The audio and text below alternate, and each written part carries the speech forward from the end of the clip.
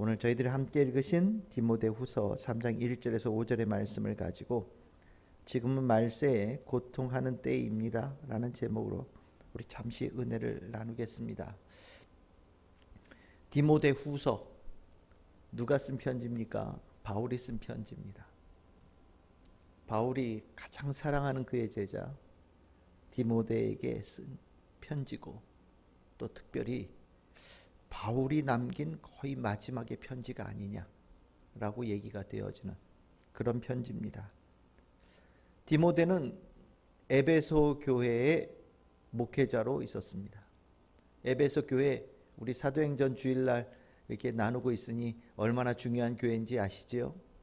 바울이 3차 전도여행 동안에 3년 동안 있으면서 그 본인이 전도 사역하는 가운데 하나님께 받았던 모든 은혜를 쏟아부었던 곳이 에베소 교회입니다.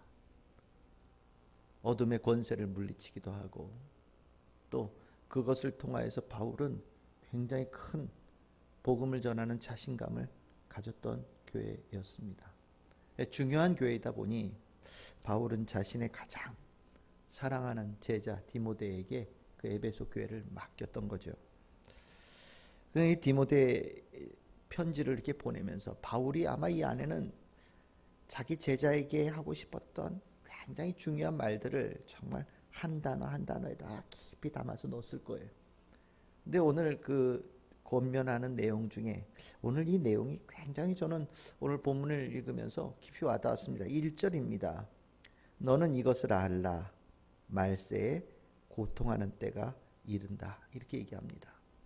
이것을 그 메시지라고 하는 그 성경의 번역으로는 1절에서도 5절까지를 이렇게 번역하고 있는데 참 번역이 괜찮아요. 한번 제가 천천히 읽어 드릴 테니까 한번 이렇게 마음을 이렇게 여시고 한번 들어보십시오. 순진하게 속아 넘어가지 마십시오. 힘든 시기가 다가오고 있습니다. 마지막 때가 다가오면 사람들이 자기만 알고 돈을 사랑하고 으스대고 거만하며 하나님을 모독하고 부모를 무시하며 버릇없이 굴고 상스럽게 행동하고 죽기 살기로 경쟁하고 고집을 부리고 남을 헐뜯고 난폭하고 잔혹하고 남을 비꼬고 배반하고 무자비하고 허풍을 떨고 정욕에 빠지고 하나님을 몹시 싫어할 것입니다. 겉으로는 경건한 척하지만 그들 속에는 짐승이 들어앉아 있습니다. 그대는 그러한 자들을 멀리 하십시오. 바울이 이 디모데후서 3장 1절에서 5절에 이 디모데에게 한 이 권면은 굉장히 중요한 의미를 가지고 있어요. 우리가 살면서 참 평안함이라고 하는 단어가 우리가 신앙생활에 우리는 이미 익숙하게 자리를 잡았습니다. 별일 없이 신앙생활을 해왔죠. 우리가 뭐 50년 전, 60년 전, 70년 전 얘기를 하면 뭐 또 그때 라떼 얘기한다고 뭐 나이 든 사람, 옛사람 취급하지만 전 개인적으로 그 오래된 우리나라의 오래된 그 거리 풍경의 필름 있지 않습니까? 그러니까 제가 태어났을 때쯤 60년대 말 그리고 70년대, 제가 그 시대를 지나왔지만 너무 어려서 그때의 서울의 모습, 우리나라의 모습이 어땠는지 잘 머릿속에 들어와 있질 않아요. 그래서 이게 저도 이제 옛사람이 된 것 같아요. 과연 내가 태어났던 그 해에는 우리나라의 모습이 어땠을까? 우리 어머니 아버지가 나를 업고 나를 안고 병원에서 퇴원해서 집으로 갈 때 우리나라의 모습은 어땠을까? 이런 생각을 하면서 그때의 필름을 이렇게 찾아보는데 참 제가 69년도에 태어났는데 69년도가 인류 역사적으로는 굉장히 중요한 일이 있었던 해입니다. 달에 갔던 해거든요. 근데 우리나라에 그 당시에 만들었던 영화 중에 이런 영화가 있더라고요. 무슨 수학여행, 서울의 수학여행, 시골에 있는 아이들이 서울에 수학여행 오는 그런 영화예요. 유명한 영화 배우들이 나와서 하는데 거기 보니까 시골에서 올라와서 서울에 한 바퀴를 돌면서 막 서로 막 어디로 가야 될지를 몰라가지고 손 꾹꾹 붙잡고 어디 저 한옥 같은데 유지가 되신 분이 이렇게 집을 열어줘서 애들이 그 안에 있고 뭐 신발 한 켤레 잊어버려서 난리가 나고 뭐 고무신 같은 거예요. 그리고 이제 수학여행 끝나고 무슨 리어카 같은 거에다가 선생님 잘했다고 이렇게 올려가지고 그거 하나 얻어서 가는 그런 모양이 나오더라고요. 어떤 한쪽의 나라는 달나라 가는 로켓 쏘는데 우리나라는 자전거 하나, 뭐 리어커 하나, 대단한 그런 어떤 자산처럼 이렇게 하는 모습을 이렇게 보면서 참, 내가 몰랐던 시절, 어렸던 시절이 참 우리나라 살림이 그렇게 넉넉하지 않았던 것만큼은 확실하구나 이렇게 느껴집니다. 그러면 그 이전에는 어땠을까요? 믿음 생활하는 거 정말 쉽지 않았을 거거든요. 정말 어려운 시절, 정말 산 넘고 물 건너서 새벽 예배 갔던 우리나라 처음 교인들, 교회 다닌다고 온 집안에서 핍박받으면서 집안에서 쫓겨나고 두드려 맞고 머리가 깎이고 호적에서 파이고 제사 안 드린다고 족보에서 없어버리는, 유산 상속 절대 주지 않는 뭐 이런 일들 허다하게 있었던 역사가 실은 그렇게 오래되지 않았거든요. 그런데 우리가 참 살림살이가 급속도로 변화되어져서 아주 먼 까마득한 옛날 얘기인 것처럼, 우리가 어디 요즘에 교회 다닌다고 핍박받습니까? 오히려 교회 다닌다고 어깨 피고 다니고 나 교회 간다 누가 건드려 뭐 이런 거 얘기도 하고, 우리 교회 내가 알고 있는 사람 얼마나 많은지 알아? 막 자랑도 하고 나 건드리면 우리 교인들 함께 다 와서 같이 싸워줄 거야 뭐 이런 얘기들도 하고. 어느 때부턴가 교회를 다닌다라고 하는 것이 큰 자부심처럼 떳떳함 이상의 힘을 주는 시기를 겪어왔던 것 같아요. 그러다 보니 우리가 참 많이 안이해진 건 사실인 것 같습니다.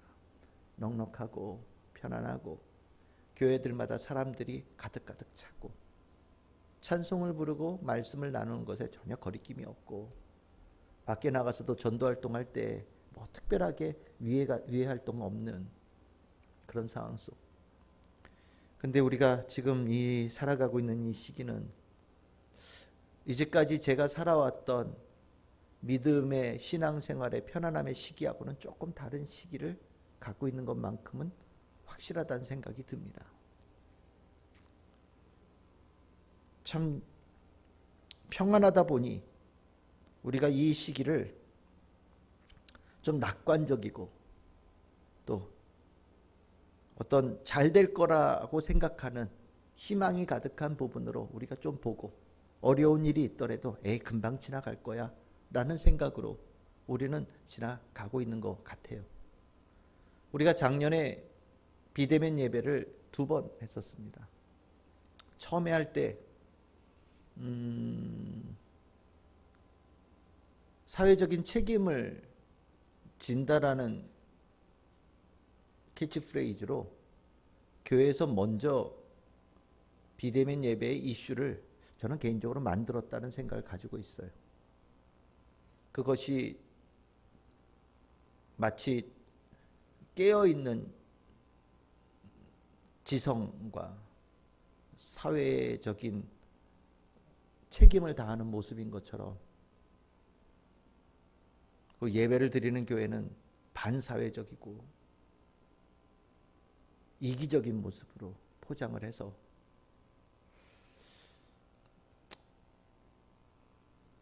많은 교회들이 실은 그 비대면 예배를 뭐 자의반 타의반으로 받아들여서 간 부분이 저는 있었다고 생각을 합니다. 그 다음에 올 때는 좀 많이 퍼졌다라는 얘기가 들고, 또 그 당시에 뭐 이런저런 뭐 이유들이, 저는 개인적으로 좀 다른 이유들이 있어서 비대면 예배가 되었다라고 저는 생각해요. 그때까지만 하더라도 우리는 이것이 그걸로 끝날 거라고 생각을 했던 겁니다. 근데 우리가 이번에 이렇게 비대면 예배를 드리고 있죠. 전 개인적으로 지난번 때하고는 많이 다르다라는 생각을 갖습니다. 정말 많이 다르죠. 한 가지 예를 들어보면 우리가 전에는 교회라는 데에 환자가 나왔다. 그러면 교회가 제일 먼저 나왔어요. 어디서 환자가 나왔냐? 교회 어디. 요번에도 몇십 명의 확진자가 나왔습니다. 그럼 교회 중심으로 해서 어디. 항상 교회가 맨 앞에 자리를 항상 잡았죠. 그것으로 인하여서 교회들이 참 많은 반성들을 저는 했다고 생각을 합니다. 그래서 그 교회라는 단어가 뉴스에 나오지 않게 하기 위해서 얼마나 애를 썼습니까? 교회들마다 방역에 아마 가지고 있는 모든 역량을 다 동원해서 방역에 신경을 썼다.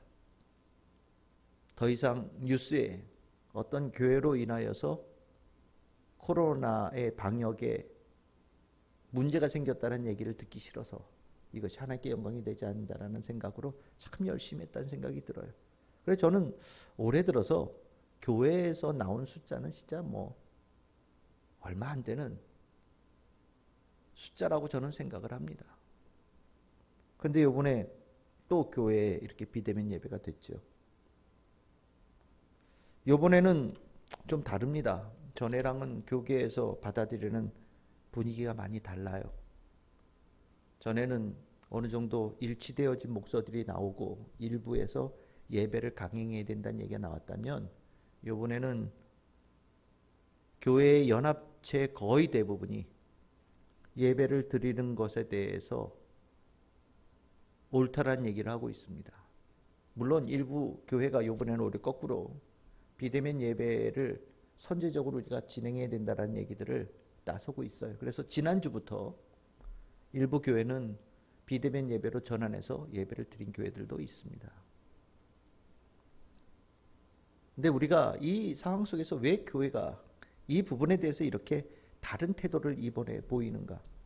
저는 개인적으로 이 부분이 단순하게 병에 관한 부분, 과학에 관한 부분들, 사회적인 관한 부분들을 넘어선 다른 영향력 속에서 이루어진 조치라는 것을 이제 느끼기 시작했다라고 저는 생각을 해요.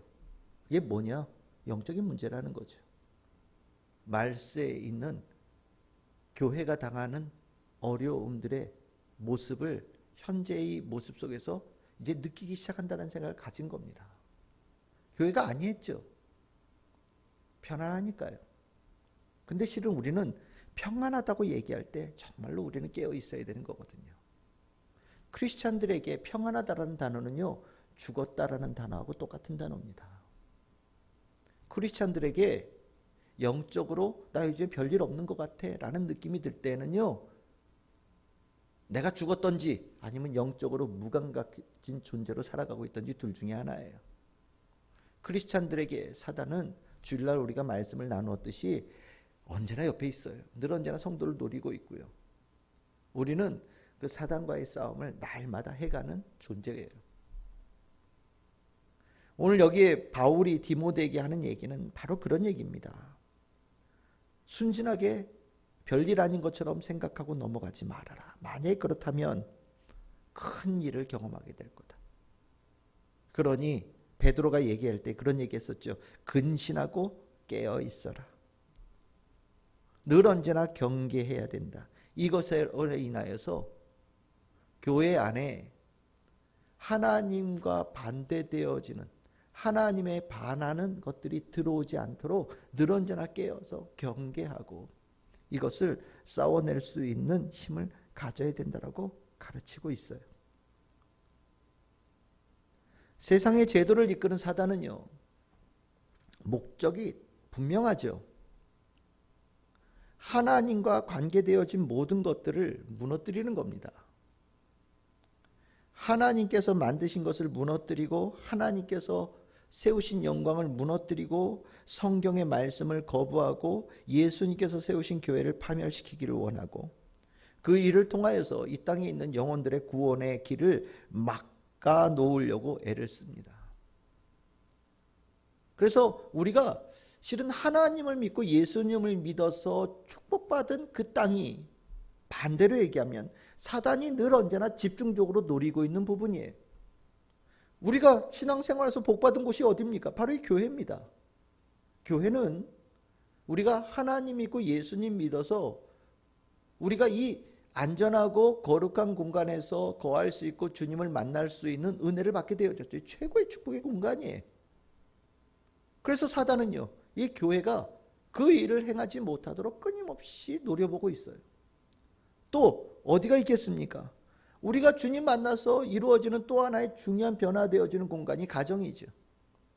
가정은 우리가 하나님께서 주신 은혜를 제일 1차적으로 누리는 사회 조직이라고 저는 생각을 합니다. 그러다 보니 하나님 믿어서 제일 많이 변화되어지는 사회 조직이 바로 믿는 자의 가정이 되어지고요. 사단은 그 믿는 자의 가정을 다시 무너뜨리려고 하는데 최선의 노력을, 최고의 노력을 다하고 있죠. 실은 이 싸움은 하루도 멈추지 않고 계속해서 이어지는 싸움이에요. 우리는 이 부분에 있어서 이런 것들이 앞으로 우리가 살아가면 살아갈수록 절대로 감아여지지 않는다라는 것만큼은 우리는 분명히 깨달아야 된다고 저는 생각합니다. 바울은 분명히 얘기하고 있어요. 말세라고 얘기하는데 이 말세는요, 저 먼 미래를 얘기하는 게 아니에요. 예수님께서 오신 이후, 그리고 예수님께서 다시 오시는 그 사이가 다 말세입니다. 그러니까 즉 우리가 살아가고 있는 이 시기를 말세라고 얘기하는 거예요. 말세의 시기는 어떤 시기냐? 고통이 있는 시기다. 고통이 더하여지는 시기다. 믿음의 싸움을 싸워가는데 날마다 더 격렬하게 싸워가는 것이 더해지는 시기가 바로 이런 시기다라고 얘기하고 있는 겁니다. 한마디로 굉장히 이 싸움은 난폭하다라는 얘기를 하고 있는 거예요. 이 고통이라는 단어가 그런 단어입니다. 폭력이 있다라는 거예요. 우리가 하나님을 믿고 예수님을 따르는데 그것을 방해하도록 전에는 옆에서 살짝 건드리거나 어떤 혼미하게 하거나 때로는 우리 앞에서 이상한 것을 가지고 유혹해서 우리를 가야 될 길을 못 가게 하는 정도에서 멈추었다면 앞으로 더 예수님의 재림이 오시는 그날까지 가는 과정에서 사단이 우리의 삶 속에 개입하는 그 모습은 훨씬 더 폭력적이고 훨씬 더 난폭하게 직접적으로 물리적인 그런 싸움들이 더하여질 것이라고 바울은 우리에게 그리고 디모데에게 분명하게 가르쳐주고 있는 거예요. 우리가 이 말세에 우리가 있는 이 모습을 깨닫게 되어진다면 우리는 교회와 우리의 가정에 그리고 우리의 신앙에 방해가 되어지고 우리의 신앙을 저해하게 만들고 교회를 무너뜨리게 만들고 하나님의 말씀을 우습게 여기는 모든 것들에 대해서 아주 민감하게 봐야 되는 그런 시기를 우리가 살아가고 있다는 것을 우리 여러분들은 깨달으셔야 됩니다. 요 근래에 실은 우리나라에 가장 정말 민감하게 나오는 법이 전에 여러분 말씀드렸듯이 그 평등에 관한 법입니다. 차별금지법이라고 하는 거예요. 끊임없이 여당 쪽에서 이 문제를 계속해서 법안을 만들겠다고 내놓고 있어요. 물론 그 법안을 만들어서 통과시키려고 한다면 180석, 190석 답인데 뭘 못하겠습니까? 근데 문제는 여당 안에도 이 법안에 대해서 반대하는 사람들이 있어요. 왜냐하면 여당 안에도 기독교인 국회의원들이 있습니다. 이번에도 우리 비대면 예배하는 이것에 대해서 모 국회의원, 제가 알기로는 김회재라고 하는 국회의원으로 알고 있는데 여수에 있는 국회의원입니다. 나와서 기자회견을 했어요. 이거 부당한 거다. 잘못된 거다. 종교의 자유를 침해하는 거다. 과도하게 침해하는 거다. 지난번 때도 그런 기자회견을 했었고 이번에도 그런 기자회견을 하셨어요. 무슨 소리냐? 180석, 190석 있지만 그 안에서 이 법안에 대해서 반대하는 사람들이 있다는 거예요. 그래서 합의가 안 되니까 법안을 못 올리고 있어요. 그래서 계속해서 변종을 올리고 있습니다. 대전에 있는 이상민이라고 하는 의원이 대표 발의자가 되어져서 아마 여러분들 TV에서 보셨을 거예요. 요즘 휠체어 타고 나오시는 분이 있어요. 유명한 분이죠. 유명한 정치인이죠. 대표 발의를 해서 차별금지법이라고 하는 걸 얘기합니다. 말은 멋있죠. 말은 멋있어요. 그런데 차별금지법의 내용이 뭡니까? 이 땅에 있는 이제까지 있었던 옳음, 바름, 가치를 무너뜨리겠다라는 겁니다. 검증도 없이요. 왜 그래야 되느냐? 서방에서 하니까. 다른 나라들도 하니까. 아니 왜 다른 나라에서 하는 거 수많은 거 우리나라 안 쫓아가면서 왜 그런 거 쫓아간다고 하는지 저는 이해가 되지 않아요. 그 사람들의 인권을 보호하기 위해서 발음에 대한 이야기를 하는 것을 오히려 법으로 범법행위라고 얘기한다는 것은 다른 문제죠.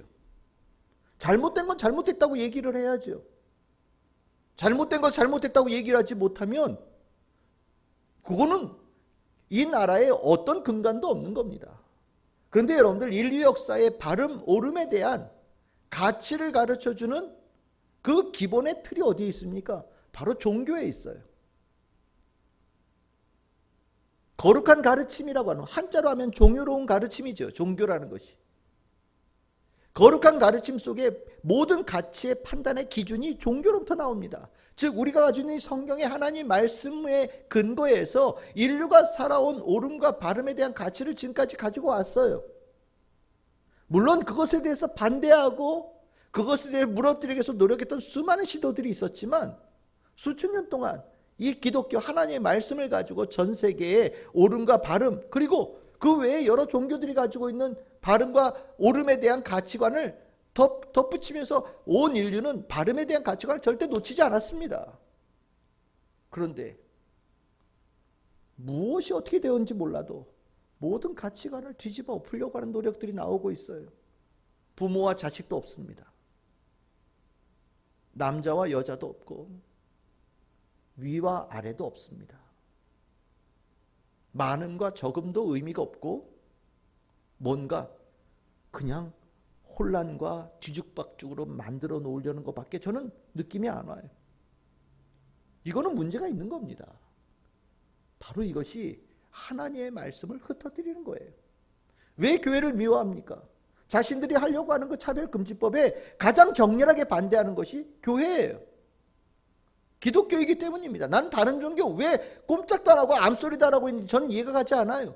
우리나라에 그 잘났다고 얘기하는 유교 왜 얘기 안 합니까?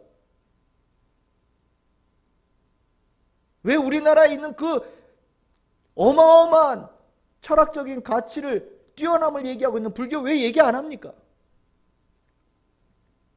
같은 하나님 믿고 같은 예수님 믿는 왜 천주교 얘기 안 합니까? 저는 이해가 가지 않아요.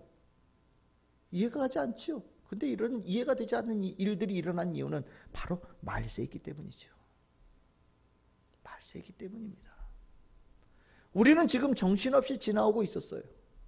안이하게 평안하게 별일 없이 그냥 이대로 흘러갈 거라는 생각, 앞으로 그냥 잘 될 거라는 막연한 기대감을 가지고 하나님께서 우리를 축복해 주실 거라는 막연한 기대감을 가지고 살아왔던 거 사실입니다. 지난주 예배 드렸던 것처럼 이번 주 예배 드리고 그냥 늘 했던 것처럼 수요 예배 드리고 금요 예배 드리고 새벽 예배 나올 수 있으면 나오고 뭐 이런 식으로 예배를 드린 거죠. 그런데 우리는 최근 들어서 우리가 가지고 있는 이 규칙이 깨어지는 것을 경험하고 있는 거죠. 그러면 이것이 이걸로 끝나는 것이냐? 저는 그렇게 생각하지 않다는 생각을 갖게 되어졌어요. 이게 다른 신으로 들리기 시작하는 겁니다. 뭔가 그 다음에는 뭔가 더 큰 것이 올 것 같은, 그 다음에는 뭔가 더 큰 것이 올 것 같은, 우리의 신앙에 대해서 도전하고 내가 가지고 있는 신앙의 선택에 대해서 결단을 심각하게 내려야 될 만한 다음에 또 무언가가 오는 전초전으로서 이런 일들이 일어나고 있지 않나라는 그런 느낌을 받은 겁니다.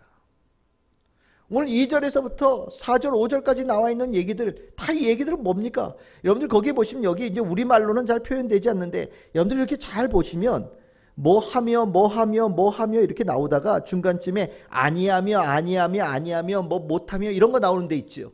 이것이 하나님의 성품에다가 앞에다가 반대되는 접두어를 붙인 단어들이에요.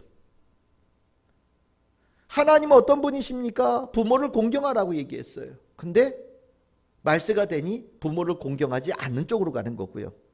하나님 우리에게 감사하라고 얘기했는데 말세가 되어지니 어떻게 됩니까? 감사하지 않게 되어지는 거고요. 하나님께서 우리에게 거룩하라고 얘기하셨는데 거룩하지 않게 가는 거고요. 하나님께서 우리를 사랑하라고 얘기하셨는데 사랑하지 않는 자가 되어지는 거고요. 하나님께서 우리에게 용서하라고 얘기하셨는데 용서하지 않고 가는 자를 얘기하는 거고요. 하나님은 우리에게 다른 사람에 대해서 헐뜯지 말고 비난하지 말라고 얘기하는데 비난하고 헐뜯는 것이 더 풍성한 때가 되어져 가는 것이고요. 하나님께서는 우리에게 조금 더 다른 사람들에게 친절하게 대하고 사랑으로 대하라고 얘기하지만 여기 말세가 되어지면 사나운 자가 되어지고요. 하나님께서 우리에게 선한 것을 좋아하라고 얘기하셨는데 선한 것의 가치가 점점 떨어지는 사회가 되어지고요. 신뢰하고 하나님을 충성을 다하라고 얘기했지만 배신하는 자가 되어지고, 인내하라고 얘기했지만 조급한 자가 되어지고, 겸손하라고 얘기했지만 자만한 자가 되어지고, 하나님을 사랑하는 것 대신에 쾌락을 사랑하는 사회로 점점 바뀌어지는 사회가 되어지더라. 이 모습이 무엇이냐? 바로 말세의 징조다.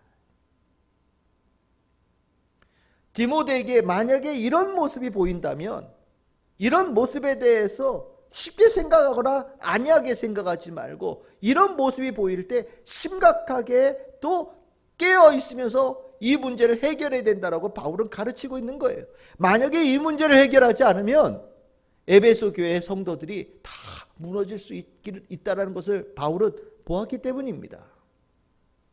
이 모든 것을 합치면 5절에 이렇게 표현하지요. 경건의 모양은 있으나 경건의 능력은 부인한다. 뭐 이것에 대해서 여러 가지 해석할 수 있겠지만 이렇게 표시하시면 되겠어요. 겉으로는 괜찮아요. 그런데 속으로는 뭔가 병들기 시작한 거예요. 허우대는 괜찮아요. 근데 교회 안에 이렇게 들어가 보면 성도들끼리 싸우고요. 성도들 안에 말씀을 나누는 것이 없고요. 성도들 가운데 은혜를 나누는 것이 없고요. 성도들 가운데 예배드림에 대해서 문제가 생기고요. 목회자 성도들 가운데 신뢰가 없는 교회가 되어져 있는 거예요. 안에 들어가 보니까요. 겉으로 보기에는 교회 십자가에도 있고 멋있죠. 경건의 모양, 거룩함의 건물을 가지고 있어요. 안에 들어가 보니 아무것도 없더라는 겁니다. 말세에 무방비로 당하면 바로 이런 모습이 될 수 있다고 얘기하는 거예요. 그래서 바울은 뭐라고 얘기합니까? 이 같은 자들에게서 내가 돌아서라, 떠나라, 멀리하라 라고 권면합니다. 저는 우리가 이 말씀을 이렇게 대하면서 우리가 오늘날 하고 있는 일들 가운데 사단의 역사가 있다는 것을 우리는 분명히 깨닫고요. 이 문제를 믿음을 가지고 먼저 싸우고 먼저 이겨내고 극복하고 우리 안에 그것이 들어오지 않도록 막아낼 수 있는 성도들의 영적 전쟁의 모습이 우리 가운데 분명하게 세워져야 된다고 저는 생각합니다. 이건 전쟁이에요. 제가 볼 땐 그렇습니다. 우리가 예배를 못 드린다는 거, 이거 전쟁이에요. 정부와의 전쟁이 아닙니다. 사단과의 전쟁입니다. 만약에 혹 정부가 이 일들에 대해서 나쁜 의도를 가지고 우리에게 말한 과학적인 근거와 사회적인 책임에 관한 그 이유 말고 다른 이유를 가지고 교회와 종교계에 대해서 박해하기 위해서 종교라는 것이 없어졌으면 좋겠다라는 의도를 가지고 만약에 하는 일이라고 한다면 실은 이 싸움의 대상이 그곳으로 향할 수도 있겠지. 저는 안 그렇기를 바랍니다. 그런데 우리는 적어도 이 문제에 대해서 얘기를 할 때 정부를 떠나서, 행정부를 떠나서 이 뒤에 있는 사단과의 싸움, 전쟁 속에 있다는 것을 우리는 우리 비대면의 예배 기간 동안에 우리 모든 성도들이 절실하게 느꼈으면 좋겠어요. 사단은요, 무서워할 존재는 아닙니다. 하지만 그렇다고 해서 무시할 존재들도 아니에요. 사단은요, 우리에게 바라는 것이 무엇이냐? 사단이 그렇게 역사하는 것을 우리가 모르기를 바라요. 사단이 이렇게 전쟁을 벌이고 있는데 우리는 아니야, 아니야, 아니야 라고 생각하면서 그냥 지나가기를 바랍니다. 여러분들 2차 세계대전 전에 전쟁의 기운이 이렇게 올라갔었어요. 히틀러가 온 동네 다니면서 세력을 넓혀가기 시작했습니다.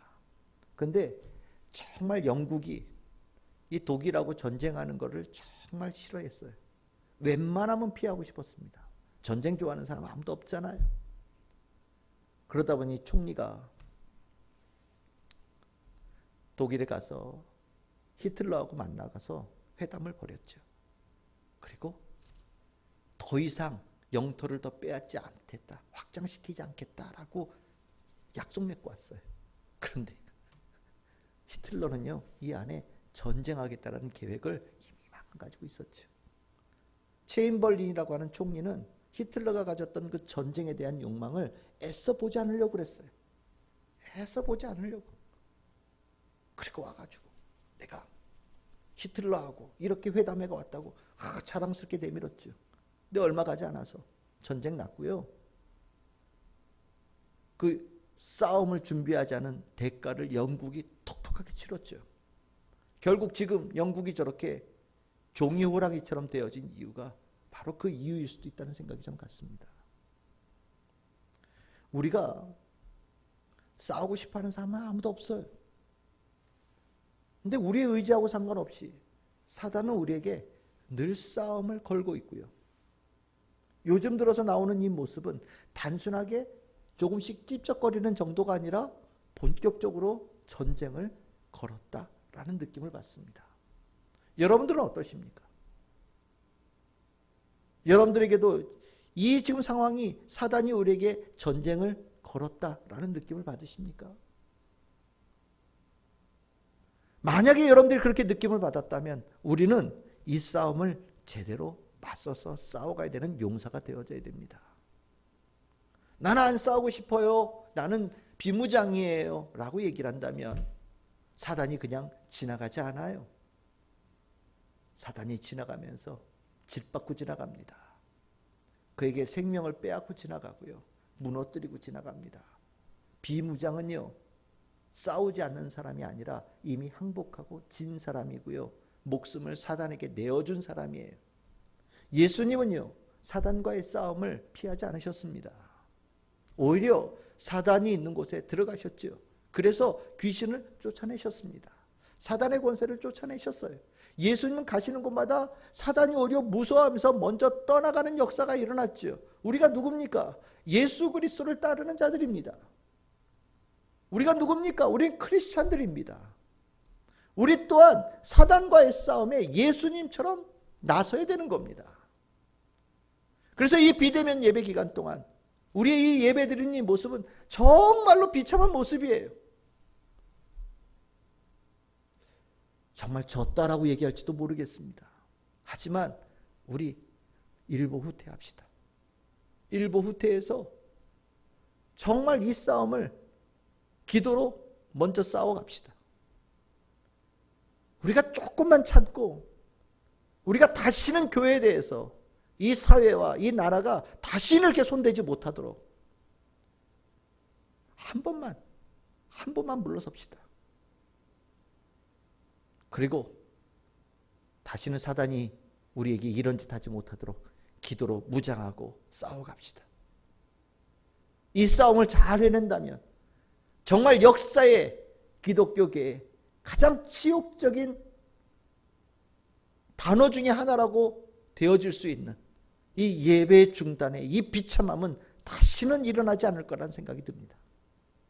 그래서 오늘 저는 여러분들에게 기도하기를 원해요. 주님, 내가 이 상황이 어떤 상황인지를 깨달았습니다. 이 영적 전쟁, 이 말세 있는 고통의 때가 더하여지는 이 시대, 이제 깨닫고 깨어나서 기도하며 맞서 싸우겠습니다. 주여, 우리들에게 힘을 주셔서 이 어려움을 잘 이겨내게 하여 주시고 승리함을 통하여서 하나님의 영광을 돌리는 우리가 되게 하여 주시옵소서. 이 땅에 수많은 교회를 세워주셨으니 교회가 연합하여서 이 영적 싸움을 잘 이겨내어서 이 대한민국의 구원을 이루는 소망을 주는 하나님의 축복의 통로로 대한민국의 교회가 세워지고 다시 회복되어질 수 있도록 축복하여 주시옵소서. 여러분들 함께 기도해 주시기를 바라고, 여러분들의 기도에 주께서 크게 응답하셔서 성령의 능력을 갑절로 허락하여 주실 줄 믿습니다. 우리 참 즐거운 게 모든 성도님들을 주님의 이름으로 축복합니다.